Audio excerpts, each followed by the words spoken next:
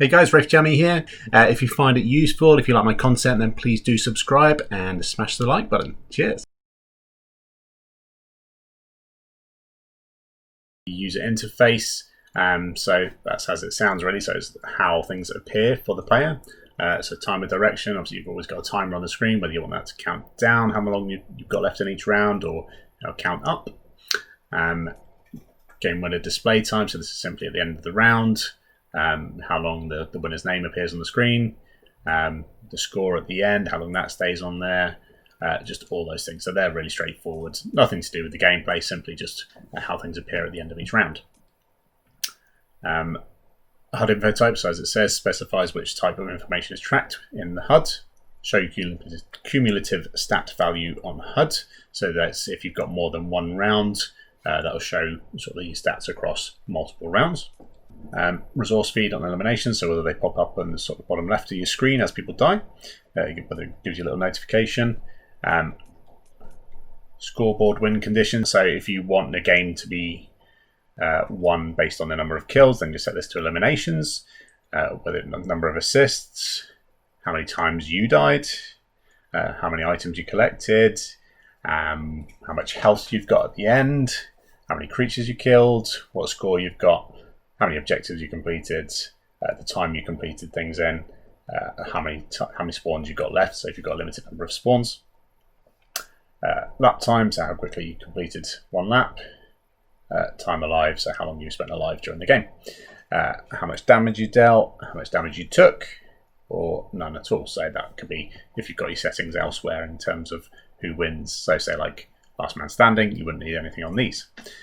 So obviously see there's a lot of options here, and then what this is good for, so say you're aiming for eliminations, but the game timer ends and two of your team have got 8 kills. Who's going to win? You can set the tiebreaker based on something else. So in that example, probably a good one would be damage dealt. So therefore the player who dealt the most damage therefore wins the game out of those two people with the tied kills. And so on and so forth. So if that's then tied, you can set another tiebreaker. It's just so that you don't have draws, so that you will have outright winners on different games. So map screen display, so that's when you press your map button. Is that going to be the scoreboard or the overview map like it would be on a Battle Royale game?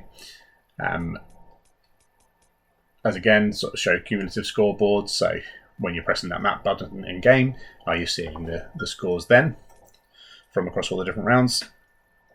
Island code watermark. This is only relevant if you are a published creator. So basically, if you are a published creator, you make a map, then when people are playing your map, the island code will appear at the top.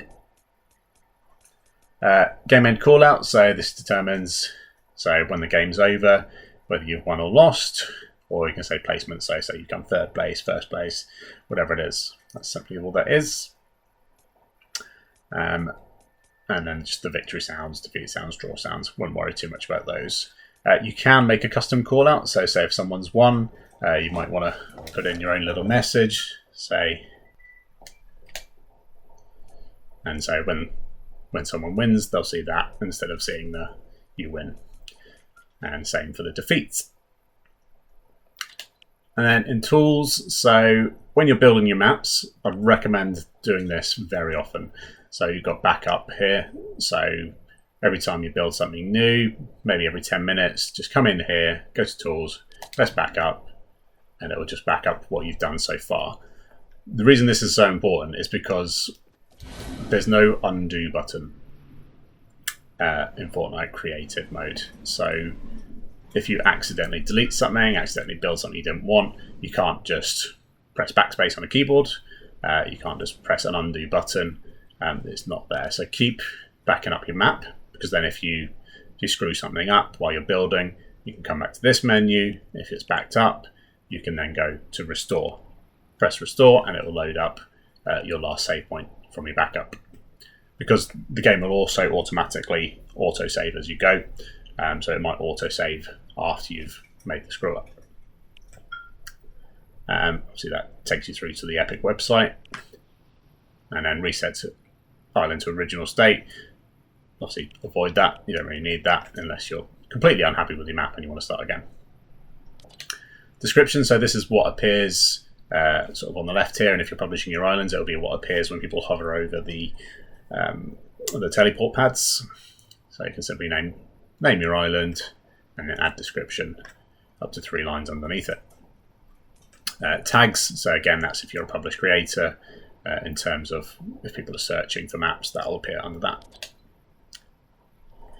Permissions, so this is if you want to edit your island with friends. So simply, if you want people to help you out in terms of editing, you can change that there. I can't change it right now because I haven't got anyone on the map with me.